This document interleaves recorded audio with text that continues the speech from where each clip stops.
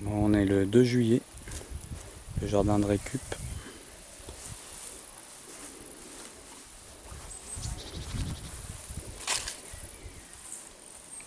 Les deux petits fruits rouges.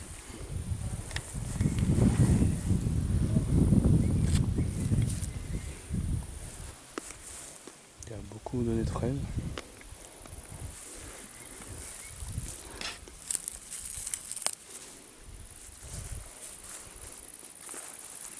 Première année. Hein.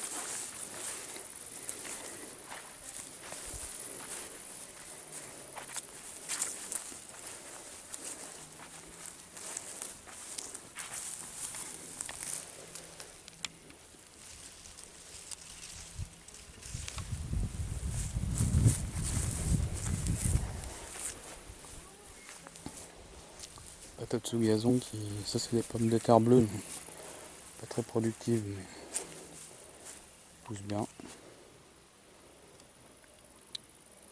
Là on a commencé à récolter des patates nouvelles, ça laisse une super bande à reporter des haricots verts. Ça laisse une super terre derrière.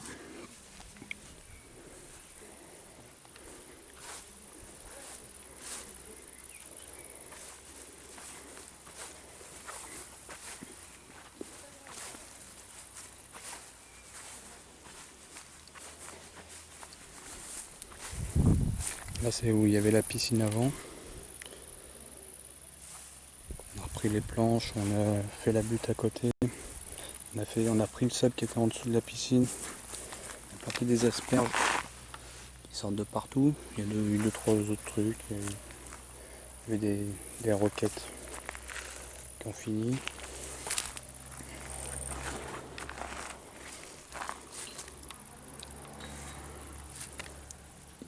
Des semis de blé, des soucis bourraches.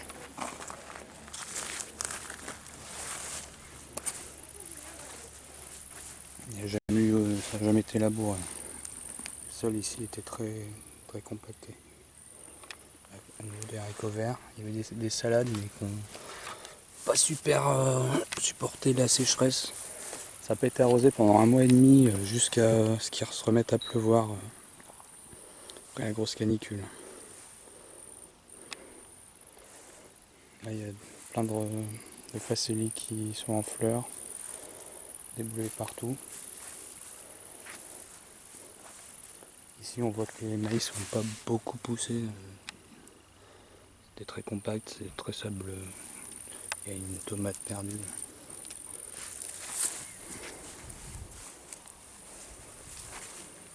Mais l'engrais vert, enfin, le semis a bien fonctionné. Ça a relancé, je pense que ça va relancer le processus.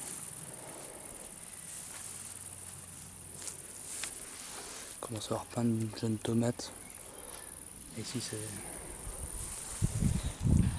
la butte Perva qui n'a pas été arrosée pendant 1 mois et demi jusqu'à ce qu'il se mette à pleuvoir fin juin, après les grosses canicules.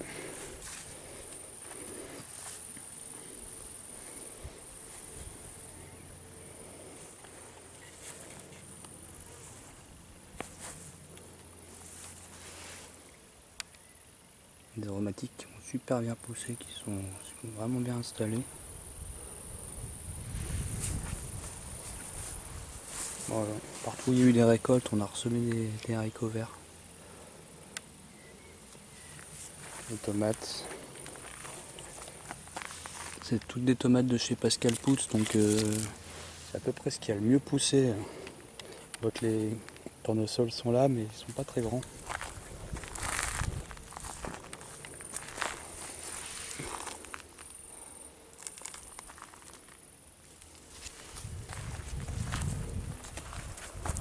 Il y a du maïs un peu partout. Maïs noir, maïs doux noir. Il y a des plantes qui ont poussé toutes seules. Des tagettes qui vont arriver. Chou de chez Botanique, c'est pas top. On voit que les hippomées ont commencé à s'accrocher aux tomates. On a des petites tomates partout.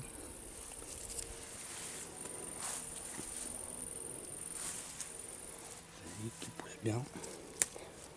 Pas top, mais voilà.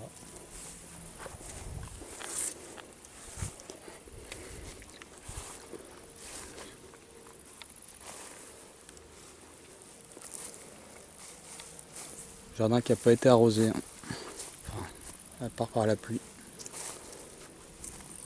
pendant toute la période de canicule.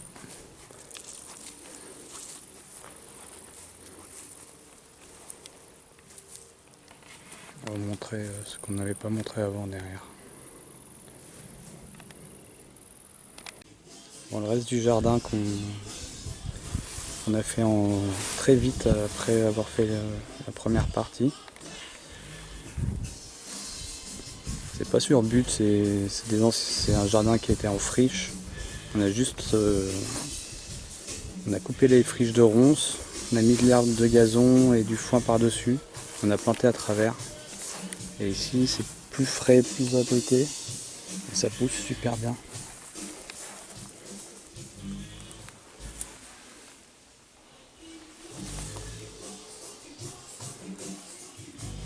On voit les hippomées qui commencent à attraper les tomates.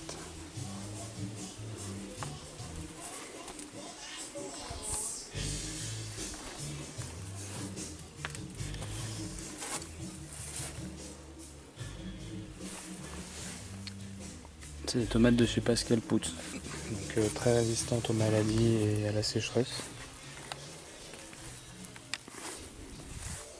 On voit que le chien a fait son nid, donc il a n'a pas voulu que ça pousse ici. Ici on a des tomates partout au milieu de mauvaises herbes.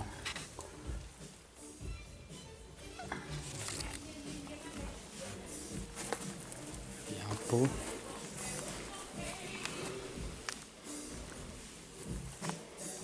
Pareil, dans ce pot il y a eu la terre d'origine qui était déjà là, une vieille terre, un peu de polyterre. On a mis un pour l'arrosage automatique. Ça marche très bien. Tomates partout. Maïs. Persil. Et ici c'était vraiment un roncier. On a coupé le roncier à la débroue, on a mis de la tonte de gazon, on a recouvert de foin, et on a planté à travers une sorte de mille-pas. Tout pousse super bien avec les hippomées au travers. C'est des maïs noirs doux, à steak noir. Et on n'a pas planté de haricots grimpants, on a planté des haricots nains, reines des pourpres, qui vont bientôt donner. Il y en a un peu partout, au milieu des tomates et des courgettes.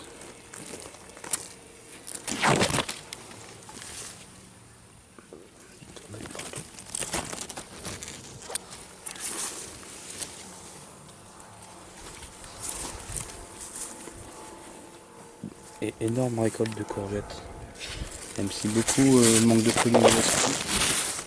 On a beaucoup de courgettes qui arrivent à terme.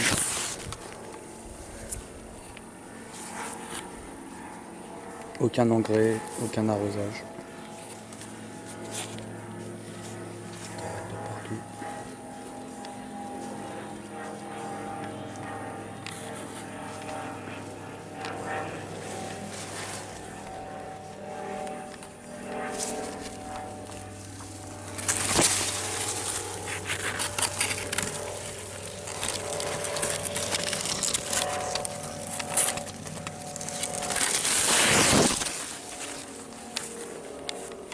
Voilà, prochaine vidéo dans un mois.